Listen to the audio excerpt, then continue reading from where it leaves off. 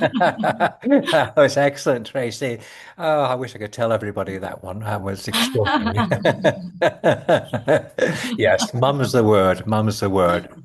Well, here I am with Tracy Leonetti, our local expert. Well, local, you could call her our French expert on immigration, tax. Oh, well, anything you care to throw at her. Well, don't throw too much. She's an extremely busy lady. And I welcome, Tracy. Thank you so much, Mike. It's lovely to be here with you.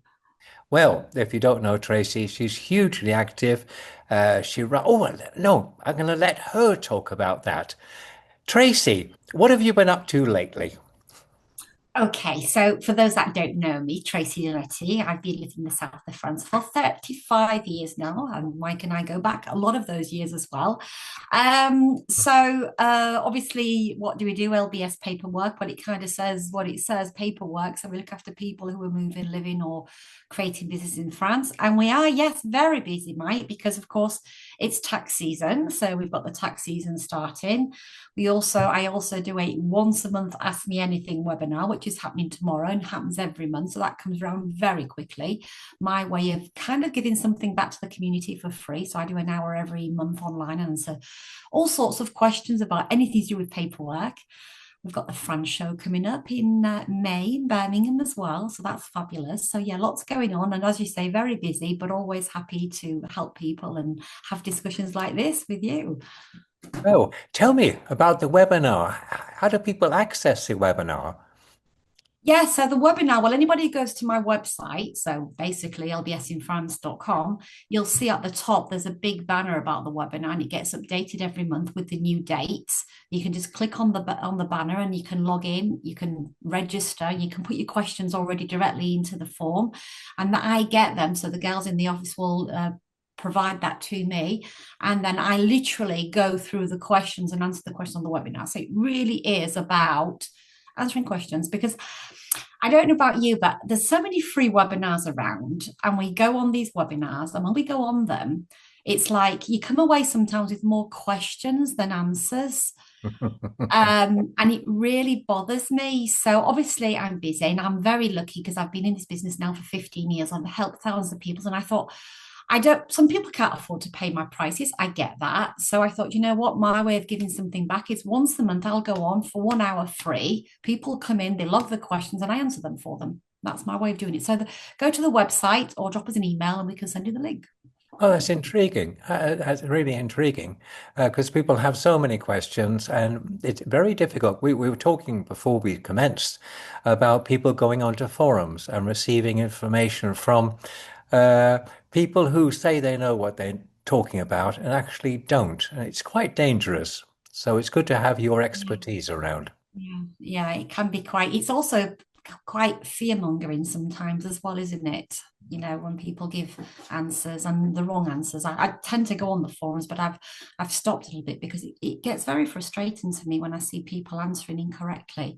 It bothers me. And the trouble is you end up in a battle that's a pointless battle because you won't change their minds. No, exactly, exactly. So you have to step back from it after a while, don't you? Hence the Ask Me Anything is there for that. It's like, people looking for the right answers. Well, just come and join. You give an hour. I'm going to give an hour of my time. You can give an hour of yours and come and listen to the answers. Might not have any questions, but you can listen to the answers and you'll learn something from that. That's really valuable. I'll put that actually in the text to the video. I think that's really worthwhile. I'll certainly put your website there as usual. I can send We you the were link. talking about do people have to worry about a change of political stance with our local election has changed? Our dear uh, Christian Estrosi's disappeared, and now we've got his old buddy, effectively, Eric Ciotti in charge. Do you see any Yeah. changes in Nice for this? Changes in Nice, potentially, yes. It's like obviously what I say, when it comes to political arenas, be that France or any country, there's always going to be changes. And sometimes a change is good as a rest, is what I like to say. So whether it'll be good or bad changes, I don't know. I don't have my crystal ball, but sometimes when you've got one person in charge for many, many years, somebody else can come along and maybe add a bit of new stuff there. Let's hope for the Niçoise. It's a positive change. Time will tell, like it does with many of these things. Certainly from a relocation aspect, I don't think the clients who are moving internationally are too worried about anything like that. They have their own political issues to worry about, which are much, much larger than the ones that we are currently facing, I think, especially our dear American friends and even the British as well. So, they tend to distract themselves from their own political problems by coming to France, I think.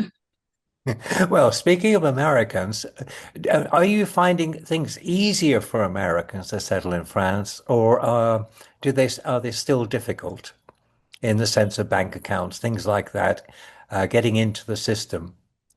Um, it's always slightly more complicated for Americans. Bank accounts, as you know, is always a bit more complicated. We have our contacts, of course, so we can accompany them through that process. But there's always going to be a little bit more of difficulty for Americans than there will be compared to, sometimes even the British, even though British and non-European as well.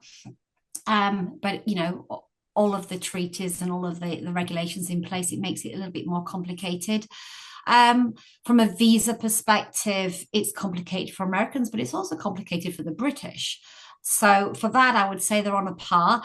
The rules and the regulations and the processes that Americans go through and other non-Europeans are quite hardcore.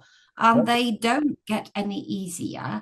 As you've probably heard recently, Michael, the language rules change. So it does tend to worry our American clients a little bit, and some of our British clients. But, my word of advice would always be, if it's something you've been thinking about doing for a long time, then you need to go ahead and do it, because you don't ever want to wake up in the future and think, I wish I had, and it's something like, haven't got an A2 or a B1 language level that stopped me, because there is solutions to all of that. But yeah, I mean, complexity in paperwork, there always has been and there always will be. What's important is finding the right path through that complexity, I would say. Well, that's where you come in. Well, not just me, there are other people like me doing what I do. So, this is not about necessarily me personally, but there's always a path and a solution.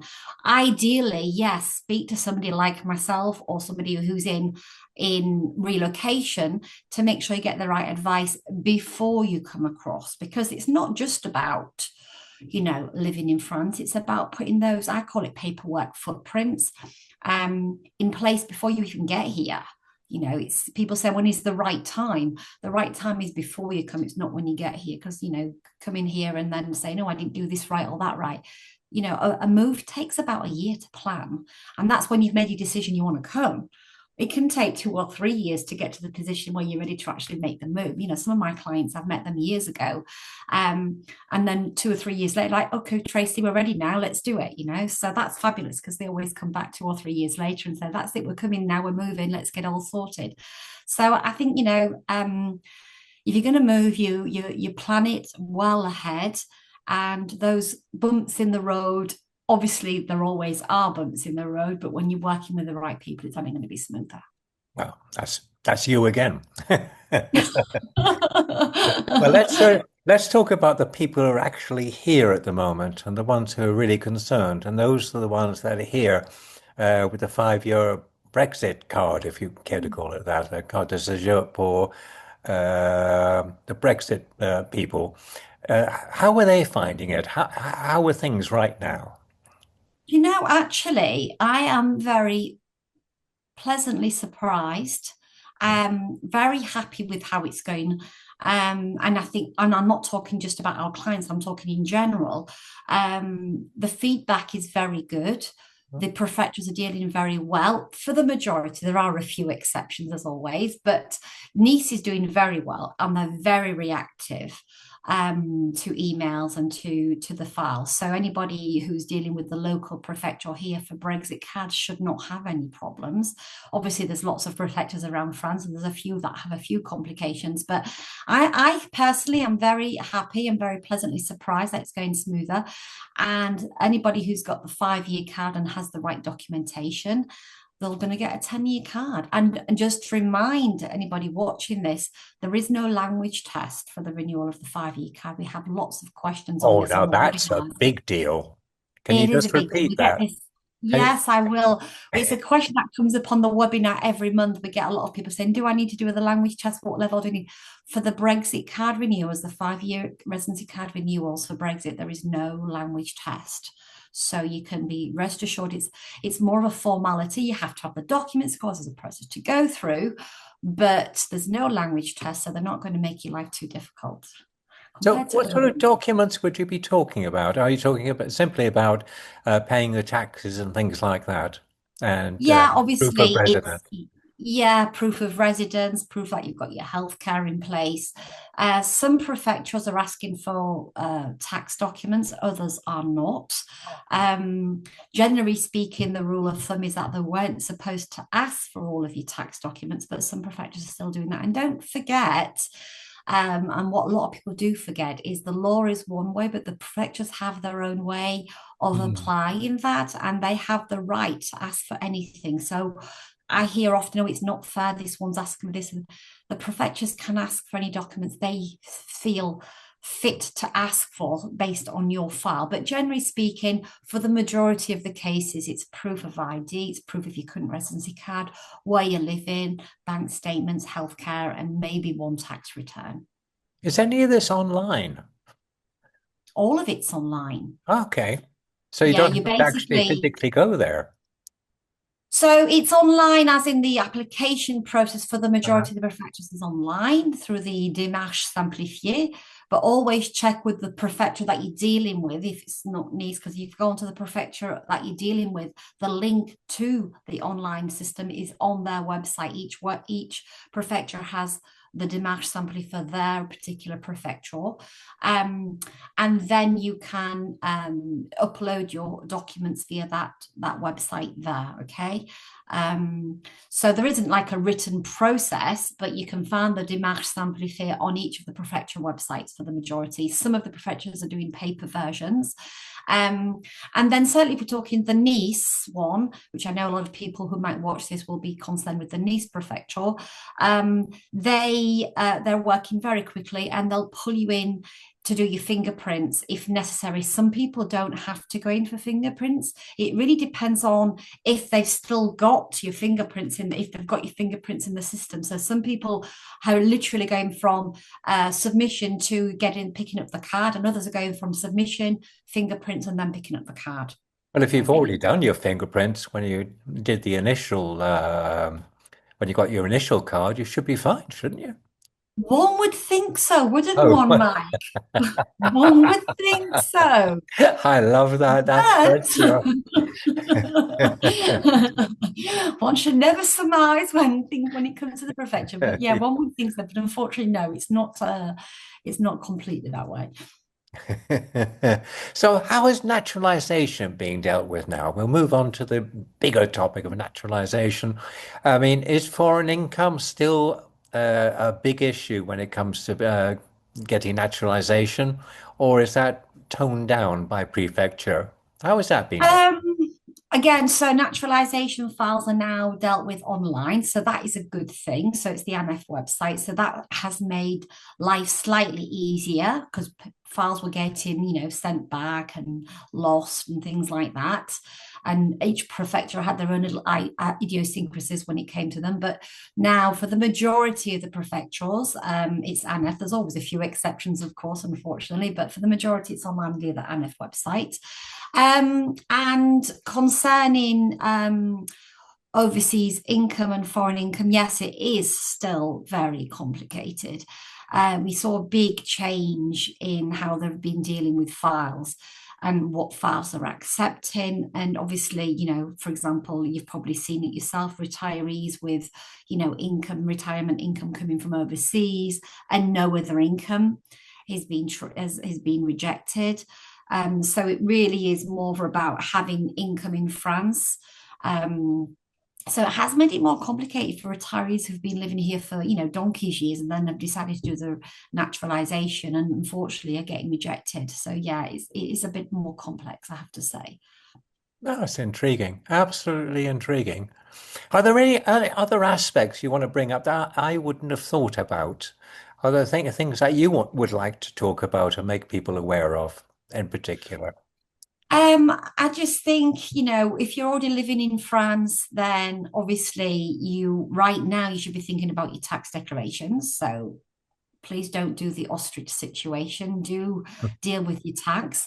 And as I say on my newsletters and on the webinars, is for the majority of us, it's kind of rinse and repeat, isn't it? It's not a huge problem. It's just we don't like the word tax and we don't like dealing with it. And the online system is a little bit unuser friendly, shall we say. Tell me about So it. if you're in France and you're dealing with your paperwork, I would say if you're new to France, make sure you get into the healthcare system, make sure you get into the tax system, and if you're new your first year, make sure you do your renewal of your residency cards. That's very important for people who are moving to France. I would say it's about the preparation before you come to France, getting those ducks in a row before you actually come over. And then once you're in, you follow those. It's like a domino effect, It's one thing leads to the other, and yeah, and I think there's no cutting corners. You can't run before you can walk. You have to go down each step. You will need documents, and please don't worry about, especially deal with the CPAM. CPAM is one of the most complicated organizations to deal with. When it goes right, it goes very, very right. But when it goes wrong, it goes very, very wrong. And they can take a long time. So they ask for repeated documents. Always send very good, clearly scanned documents. The amount of people who send files that just you cannot read them, and then they Oh. come to and say, "Oh, they've rejected it." But when they show us what they sent, it's like you can't even read it. So yeah, it's all about the preparation of coming to France, and then once you're in France, preparing your files. Mick, you must prepare excellent files, whether it's for CPAM, for ANTS, for your DVL exchanges, whether it's your tax file. Prepare well, and then you're 95% there. There's They always the love they love their dossiers, don't they? they do. They And you, love yeah, paperwork. They still yeah, love yeah. paperwork. Just go to one of these book or paper store library and just buy the necessary bits to impress. Nice plastic folders. Well, actually, you say that, but when you go to the prefecture, they don't like it looking all pretty. They like it to be quite, basic. Because otherwise, if they start Oh, pulling things really? apart, Oh, yeah, they don't. extraordinary. Huh. Yeah, they don't like it. Have to pull things off and paper clips and stuff like that. It's like we'll make it as accessible as possible. And even for visas as well, we do the same thing. It's like take off all the pretty wrapping and stuff, make it as easy as possible for them to access without having to take things out of folders and stuff like it's little things, isn't it? It's nothing, it's the little things that count. Um, Good and advice. Good I advice. try. As I try. usual. As usual.